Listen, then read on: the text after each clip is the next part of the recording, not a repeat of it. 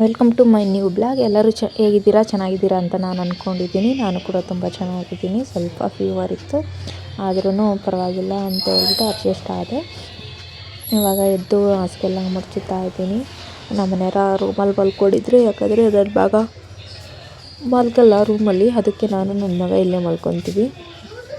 ಅದಾದಮೇಲೆ ನಾನು ಎಲ್ಲ ರೆಡಿ ಮಾಡ್ಕೊತಾ ಇದ್ದೆ. ಎಲ್ಲ ಕ್ಲೀನಾಗಿ ನೀಟಾಗಿ ಒರೆಸ್ಬಿಡೋಣ ಮನೇನ ಅಂತ ಹೇಳ್ಬಿಟ್ಟು ಎಲ್ಲ ಕ್ಲೀನ್ ಮಾಡಿಕೊಂಡೆ. ಬಿಕಾಸ್ ಇಷ್ಟೇ ತುಂಬ ಹುಷಾರಿಲ್ಲದ ಕಾರಣ ನಾನು ಏನು ಕೆಲಸನೇ ಮಾಡಿರಲಿಲ್ಲ. ಅದಾದಮೇಲೆ ಎಲ್ಲನೂ ಕೆಲಸ ಮುಗಿಸ್ಕೊಂಡು ಪಟ ಅಂತ ಸ್ನಾನ ಮಾಡ್ಕೊಳ್ಳೋಣ. ಅದಾದಮೇಲೆ ಊರಿಗೆ ಬೇರೆ ಹೋಗಬೇಕಾಗಿತ್ತು ಅಂತ ಹೇಳ್ಬಿಟ್ಟು ಎಲ್ಲನೂ ರೆಡಿ ಮಾಡ್ಕೊತಾ ಇದ್ದೆ. ನಮ್ಮ ಮನೆಯವ್ರು ಹೇಳ್ತಾಯಿದ್ರು, ಹುಷಾರಿಲ್ಲ ಅಂದಮೇಲೆ ಏನಕ್ಕೆ ಇವೆಲ್ಲ ಮಾಡ್ತಾ ಇದೆಯಾ, ಸೊ ಮಲ್ಕೋ, ಆಲ್ರೆಡಿ 3 ಗಂಟೆಲಿ ಎದ್ಬಿಟ್ಟು ಏನು ಕೆಲಸ ಮಾಡ್ತಾ ಇದ್ದೀಯ ನೀನು ಅಂತ. ನನಗೆ 5 ಗಂಟೆ ಟ್ರೈನ್ ಇತ್ತಲ್ವ, ಹಂಗಾಗಿ ನಾನು 3 ಗಂಟೆಗೆ ಎದ್ದು ಕೆಲಸ ಮಾಡಿದೆ.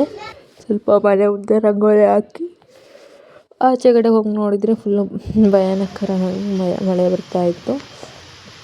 ಆಮೇಲೆ ನೀರೆಲ್ಲ ಹಿಡಿದು ಪಾತ್ರೆನೆಲ್ಲ ವಾಶ್ ಮಾಡಿ ನೀರನ್ನ ಮೊಳಕಿಟ್ಟೆ. ಪಾತ್ರೆ ಎಷ್ಟಿದ್ವು, ಒಂದು ಸ್ವಲ್ಪ ಹುಷಾರಿಲ್ಲ ಅಂದರೆ ಪಾತ್ರೆ ಎಷ್ಟಿದ್ವು ಅದನ್ನೆಲ್ಲ ತೊಳೆದುಬಿಟ್ಟು ಆಮೇಲೆ ಸ್ನಾನನೂ ಕೂಡ ಮಾಡ್ಕೊಂಬಂದೆ ಪಟ್ ಅಂತ ಹೋಗಿ.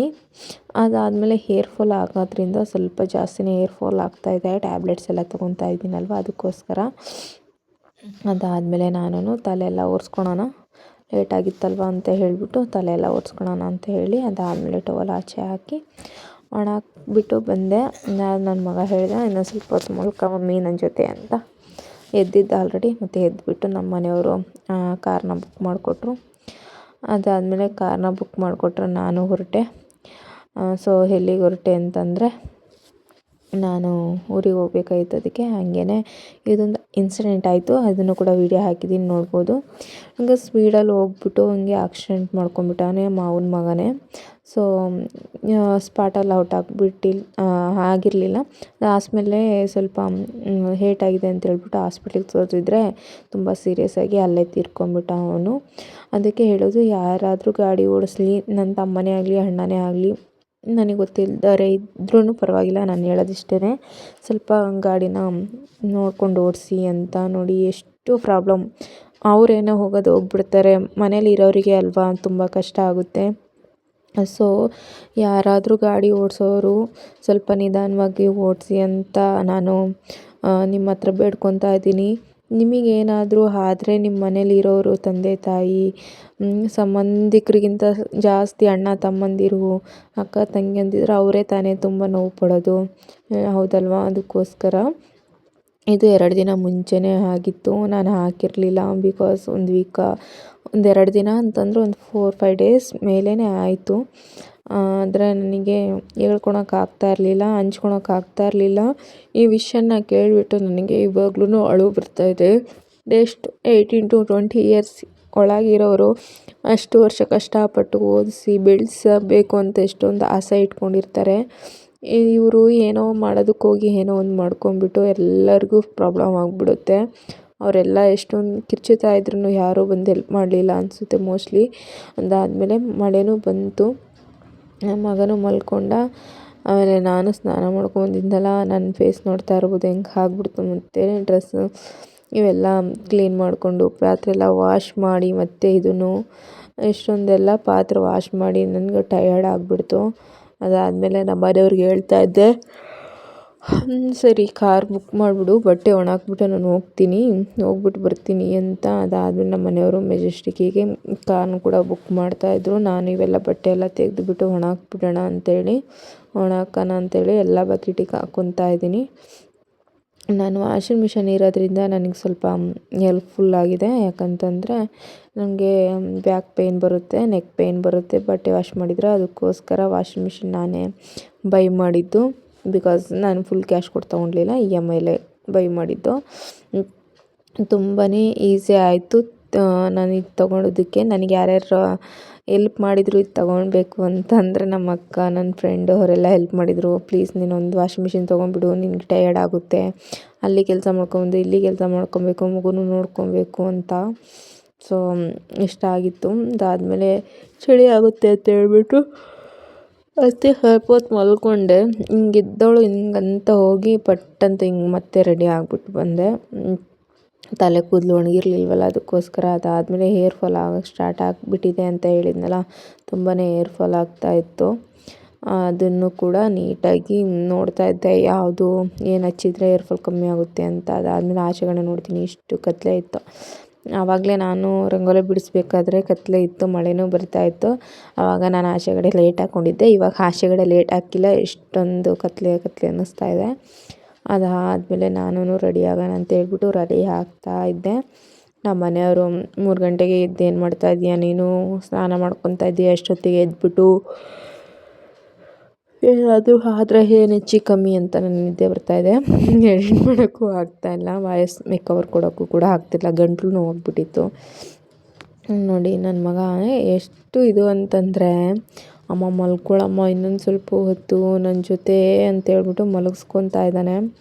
ಅವನಿಗೆ ಏನೂ ಗೊತ್ತಿಲ್ಲ, ನಾನಂದ್ರೆ ಪ್ರಾಣ ಬಿಡ್ತಾನೆ ಪಾಪ. ಅದಾದಮೇಲೆ ನಾನು ಕಾರಿಂದ ಹೊರಟೆ, ಅವನ್ನ ಬಿಟ್ಟೆ ಹೊರಟಿದ್ದೀನಿ. ಯಾಕಂತಂದರೆ ನಾನು ಸ್ವಲ್ಪ ಶ್ರೀಮಂತಕ್ಕೆ ಹೋಗಬೇಕಾಗಿತ್ತು, ಹಂಗಾಗಿ ಅವ್ನು ಬಿಟ್ಟೆ. ಆದಮೇಲೆ ರೈಲ್ವೆ ಸ್ಟೇಷನ್ಗೆ ರೀಚ್ ಆಗಿ ನಮ್ಮ ಮನೆಯವ್ರಿಗೆ ಒಂದು ಫೋನ್ ಮಾಡಿದೆ. ಆಮೇಲೆ ಅದಾದಮೇಲೆ ವೆಯ್ಟ್ ಮಾಡೋರು ಬರ್ತಾರೆ ಅಂದಿದ್ದ ತಕ್ಷಣ ನಾನೊಂದು ಟೀ ಇಟ್ಕೊಂಡು ಕುಡಿದೆ. ಆಮೇಲೆ ಟೀ ಇಟ್ಕೊಂಡು ಕುಡ್ದಾದ್ಮೇಲೆ ಮತ್ತೆ ನಮ್ಮ ಅತ್ತೆ ಮಗ ನನಗೆ ಕಾಲ್ ಮಾಡಿದರು, ಎಲ್ಲಿದ್ದೀಯಾ ಅಂತ. ಟ್ರೈನ್ ಹತ್ರ ಇದ್ದೀನಿ ಅಂತಂದೆ. ಯಾವ ಬೋಗಿಯಲ್ಲಿದ್ದೆ ಅಂತ ಕೇಳಿದರು. ನಾನು ಫಸ್ಟ್ ಬೋಗಿಯಲ್ಲಿದ್ದೆ, ಅವರು 3rd ಬೋಗಿಗೆ ಹೋಗಿದ್ರು. ಅದಾದಮೇಲೆ ಇಳಿದ್ಬಿಟ್ಟು ಬಾ 3rd ಬೋಗಿಯಲ್ಲಿದ್ದೀನಿ ಅಂತಂದರು. ಸೀಟ್ ಇಟ್ಕೊಂಡಿದ್ರು, ಹೋಗಿ ನಾನು ಕೂತ್ಕೊಂಡೆ. ಸೊ ಅದಾದಮೇಲೆ ಹೂವಿನವ್ರು ಬಂದರು. ಪಕ್ಕದಲ್ಲಿ ನಮ್ಮ ಅಕ್ಕ ಕೂತ್ಕೊಂಡೈತೆ, ಗ್ರೀನ್ ಕಲರ್ ಸ್ಯಾರಿ ನಿಮ್ಗೆ ಕಾಣಿಸ್ತಿರ್ಬೋದು. ಅವರು ಮಲ್ಲೆ ಹೂವು ಕಟ್ತಾಯಿದ್ರು, ನಾನು ಕನಕಾಂಬರ ಹೂವು ಕಟ್ತಾಯಿದ್ದೀನಿ. ನಾನು ಫಸ್ಟ್ ಮಲ್ಲೆ ಹೂವು ಕಟ್ಟಿಬಿಟ್ಟಿದ್ದೆ ಒಂದು ಸಲ. ಅದಾದಮೇಲೆ ಇದು ಸೆಕೆಂಡದು. ಅದಕ್ಕೆ ಹೇಳ್ತಾಯಿದ್ರು. ನಾನು ಹೂವು ಕಲ್ತಿದ್ದು ನಮ್ಮ ಅಜ್ಜಿಯಿಂದ, ಬಿಕಾಸ್ ನಮ್ಮಮ್ಮ ಹೂವು ಮಾರ್ತಾಯಿದ್ರು ಆವಾಗ ಸ್ಟಾರ್ಟಿಂಗಲ್ಲಿ. ನನಗೆ ಬರ್ತಾ ಇರಲಿಲ್ಲ, ನಮ್ಮ ಅಜ್ಜಿ ತೋರಿಸ್ಕೊಡ್ತಾಯಿದ್ರು. ನಾನು ಉದ್ದ ಇದೆಯಲ್ಲ ಅದೊಂದು, ಆ ಕಡೆ ಸೈಡಿದ್ದು 2 ಕಟ್ಟೆ, ಈ ಕಡೆ ಪಕ್ಕದಲ್ಲಿರೋ ನಮ್ಮ ಅಕ್ಕ ಕಟ್ಟಿರೋದು. ಅದಾದಮೇಲೆ ಊರಿಗೆ ರೀಚ್ ಆದ್ವಿ. ಊರಿಗೆ ರೀಚ್ ಆದಮೇಲೆ ಒಬ್ಬಟ್ಟು ಮಾಡ್ತಾಯಿದ್ರು, ಅದಕ್ಕೆ ನಾನು ರೇಗಿಸ್ತಾ ಇದ್ದೆ. ನೋಡಿ ಇಷ್ಟೊತ್ತಿನಲ್ಲೇ ಒಬ್ಬಟ್ಟು ಮಾಡ್ತಿದ್ದೀರಾ, ಬೇಗ ಬಂದು ಮಾಡಬೇಕು ತಾನೆ ಅಂತ. ಆಮೇಲೆ ನನ್ನ ತಂಗಿ ಮಗಳಿಗೆ ನಾನು ಅಂದೆ, ರಚು ಇಷ್ಟು ದೊಡ್ಡ ಮಿರರ್ ಇಟ್ಕೊಂಡು ಏನು ರಚು ನೀನು ಇಂಥ ಮಿರರಲ್ಲಿ ತಲೆ ಹಚ್ಕೊತಾ ಇದೆಯಾ ಅಂತಂದೆ. ಅದಕ್ಕೆ ಅವಳು ಅಂತ ಇದ್ಲು, ನೀನಿಗೆ ದೊಡ್ಡ ಮಿರರು ನನಗೆ ಚಿಕ್ಕ ಮಿರರು ಅಂತಂದ್ಲು. ಸರಿ ಆಯಿತು ಅಂತ ಹೇಳಿ ನನ್ನ ತಮ್ಮನ ಜೊತೆ ಆಮೇಲೆ ನನ್ನ ತಂಗಿ ಜೊತೆಯವರೆಲ್ಲ ಒಂದೊಂದು ಪಿಕ್ಕು, ಇಲ್ಲಿ ಆಲ್ಮೋಸ್ಟ್ ನಾನು ಯಾರ್ಯಾರ್ದು ಹಾಕಿದ್ದೀನಿ ಅಂತ ನೋಡ್ತಾ ಇರ್ಬೋದು. ಎಲ್ಲರೂ ಒಂದೊಂದು ಪಿಕ್ಕನ್ನ ತಕ್ಕೊಂಡ್ರಿ. ತಗೊಂಡಾದ್ಮೇಲೆ ನಮ್ಮ ಹುಡುಗಿದೊಂದು ರೀಲ್ಸ್ ಮಾಡಬೇಕು ಅಂತ ಅಂದ್ಕೊಂಡೆ, ನಾನು ಮಾಡೋಕ್ಕೂ ಆಗಿಲ್ಲ. ಅದಾದಮೇಲೆ ಅವ್ರ ಅಮ್ಮನೂ ಬಾ ಆಂಟಿ ಒಂದು ಫೋಟೋ ತಗೊಳ್ಳೋಣ ಅಂತ ಹೇಳ್ಬಿಟ್ಟು ಅವ್ರ ಜೊತೆ ಒಂದು ಫೋಟೋ ತಗೊಂಡೆ ನಾನು. ನನಗೆ ತುಂಬ ಇಷ್ಟ ಅವರು, ಅದಕ್ಕೋಸ್ಕರ. ಆಮೇಲೆ ವಿನೋರ ಅಪ್ಪಾಜಿ ಇವಾಗ ಫಂಕ್ಷನ್ ಆಗ್ತಿದೆಯಾ, ಅವಳ ಹೆಸ್ರು ವಿನು ಅಂತ, ನಾವು ವಿನುತ ಅಂತ ವಿನು ಅಂತ ಕರಿತೀವಿ. ಇವ್ರದ್ದೆಲ್ಲ ಒಂದೊಂದು ಫೋಟೋ ತಗೊಂಡು, ಇದು ಅವ್ರ ಫ್ಯಾಮಿಲಿ, ಮೀನ್ಸ್ ಅವ್ರ ಅಕ್ಕನ ಗಂಡ, ಅವಳ ಗಂಡ, ಅದು ಇದು ನಮ್ಮ ಅತ್ತೆ, ನಮ್ಮ ತಂಗಿ ಮಗಳು ಇವಳು, ಅವ್ರ ಜೊತೆ ಒಂದು ಪಿಕ್ ತೊಗೊಂಡೆ. ಇದು ಅವ್ರ ಫ್ಯಾಮಿಲಿ. ಆದರೆ ಮತ್ತು ಅವ್ರ ಫ್ಯಾಮಿಲಿ ಅಂತಂದರೆ ಹುಡುಗಿ ಫ್ಯಾಮಿಲಿ, ಇದು ಹುಡುಗನ ಫ್ಯಾಮಿಲಿ, ಮೀನ್ಸ್ ಪಂಚೆ ಉಟ್ಕೊಂಡಿದ್ದಾನಲ್ಲ ಅವ್ರ ಫ್ಯಾಮಿಲಿ ಇದು.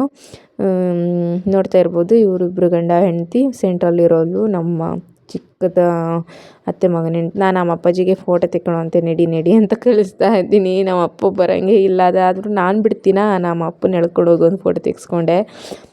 ಆದಮೇಲೆ ನಮ್ಮ ಅತ್ತೆ ನೀನು ವಿನು ಒಂದು ತಗೊಂಡ್ರಿ ಅಂತಂದರು. ಆಮೇಲೆ ಅವ್ರ ಜೊತೆ ಒಂದು ತಗೊಂಡು ಇವೆಲ್ಲ ಒಂದೊಂದು ಫಿಕ್ಕು. ಆಮೇಲೆ ಇವರೆಲ್ಲ ಕೂತ್ಕೊಂಡಾಗ ಇವರೆಲ್ಲ ನನ್ನ ಫ್ಯಾಮಿಲಿಯಲ್ಲಿ ನಾನು ತುಂಬ ಇಷ್ಟಪಡ್ತಾರೆ. ನಮ್ಮ ಹುಡುಗ ನೋಡಿ ಏನಂತಾನೆ ಅಂತ ಕೇಳಿಸ್ಕೊಳ್ಳಿ. ಕೂತ್ಕೊಂಡೈತೆ ಫ್ರೆಂಡ್ಸ್ ನಮ್ಮ ಹುಡುಗಂದು, ಎಷ್ಟು ಕ್ಯೂಟ್ ಗೊತ್ತಾ ಅವನು. ಆಮೇಲೆ ಅದಾದ್ಮೇಲೆ ಊಟಕ್ಕೆ ಬಂದ್ವಿ, ಅವ್ನ ಮಾತೆಲ್ಲ ಕೇಳಿಸ್ಕೊಂಡೆ ನಾನು. ಆಮೇಲೆ ನಮ್ಮ ಹುಡುಗಿದು ಒಂದು ಫೋಟೋ ತೆಕ್ಕೊಂಡೆ, ಹಂಗೆ ಫೋಟೋಶೂಟ್ ಥರ ಮಾಡೋಣ ಬಾ ವಿನು ಅಂತ ಹೇಳಿಬಿಟ್ಟು. ಸೊ ಹಂಗೆ ನಮ್ಮ ಅತ್ತೆ ಜೊತೆನೂ ಒಂದು ಫೋಟೋ ತಕ್ಕೊಂಡೆ. ದೊಡ್ಡ ಅತ್ತೆ ತಗೊಂಡ್ಮೇಲೆ ಚಿಕ್ಕ ಅತ್ತೆ ತೊಗೊಳೋದಲ್ಲೇ ಇರೋಕ್ಕಾಗುತ್ತಾ. ಸೊ ಅವ್ರದ್ದು ತಗೊಂಡೆ. ಇಷ್ಟ ಆಗಿರುತ್ತೆ ನನ್ನ ವಿಡಿಯೋ. ಇಷ್ಟ ಆಗಿದ್ರೆ ಲೈಕ್ ಮಾಡಿ, ಕಮೆಂಟ್ ಮಾಡಿ.